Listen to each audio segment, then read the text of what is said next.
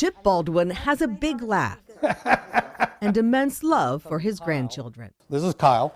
Oh, he's cute. He's about 3.5 years old, and he lives in Florida. Granddaughter Maple, she and her family live in Fells Point. Granddaughter Rosemary, and she's a doll, and they call me Pop-Pop. Chip almost never met two of his grandchildren. In January 2018, he was told chemotherapy was no longer working to treat his lymphoma. He thought it was the end. But leaving Angela and leaving the family and trying to figure out how they're going to get by. So He was out of options, or so he thought. Not willing to give up, his wife Angela began researching and came across a promising new treatment. probably the last treatment that I could have received, and had I not received it and had it not been positive to put me in remission, I probably wouldn't be talking to you today. The treatment Chip received had just been approved by the FDA months earlier. It's called CAR T-cell therapy. It uses the patient's own re-engineered immune cells to kill cancer. Dr. Aaron Rappaport helped pioneer the development of CAR T-cell here at the University of Maryland Greenebaum Comprehensive Cancer Center.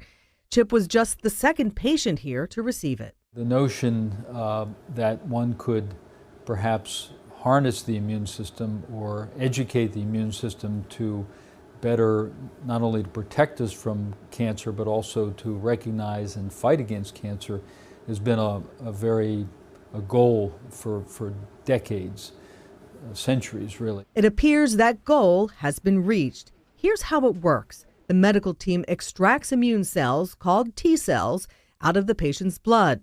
The cells are sent to a special lab in California where scientists change the cell's DNA, put receptors on them called CAR, chimeric antigen receptors. That enables the immune cells to recognize, hunt down, and kill the cancer cells. The California lab then sends the now re-engineered immune cells back to the Greenebaum Comprehensive Cancer Center. These are CAR T-cells, so that we're growing in the flask here. So these are CAR T-cells that were actually made in the lab. This is what the cells look like under the microscope. Those spots are the killer CAR T. You could use these cells right now, this minute, and to treat a patient, actually. For the final step, patients are admitted to the hospital and the medical team puts the T-cells back into the patient, where they multiply by the millions and destroy the cancer. For Chip, that was the day after Easter 2018. And then about 4 months later, they determined that all the cancer cells had died. And these therapies cure patients that have no other treatment options. It's really been a remarkable breakthrough. Use the word cure. Yes. Take a look at these CT scan images of two other lymphoma patients. The black area in the images on the left is extensive cancer. The images on the right are the same patients after CAR T-cell therapy. The cancer is gone. Being told that their scans are negative is really an overwhelming experience, not only for the patients but also for the family members and also the nurses and physicians and all the team members that are involved in their care. Right now, CAR T-cell therapy is approved to treat aggressive blood cancers, lymphoma, B-cell leukemia, and myeloma. But Dr. Adanakovich believes that's just the beginning. So I'm pretty optimistic that in 10 years from now, we'll have novel immunotherapies, and sometimes immunotherapies that we can't even imagine at this point, for everyone, or at least most of our patients with cancer. 4 years after his treatment, and Chip is still in remission. He doesn't like the word cure, afraid it's bad luck. The word he keeps coming back to. Unbelievable. And even to this day, I kind of